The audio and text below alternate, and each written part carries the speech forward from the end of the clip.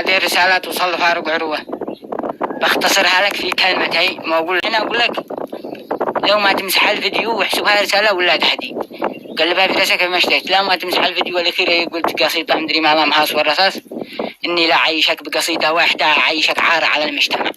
تعرف على المجتمع اليمني أعيشك عار بقصيدة واحدة، وأنا قدها لا قلتها فعلت. يا هايسي خليك خاص، وش عطلنا شاعر مهاص جاوب عليه مثل الرصاص وقول له الشعر ما هو خيبله. قد قالها الفاروق خلاص من يشتري نعجة مهاص بثمان غالي أو رخاص ما همنا ويش عاد بانخسره.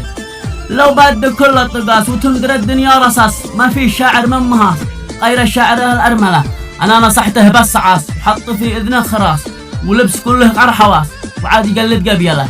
أما وتهزم وتقرر خلاص وشعرك عير حرف فوق باص ونعاود ابشر بالقصاص وعرف أبو كيف المرجلة.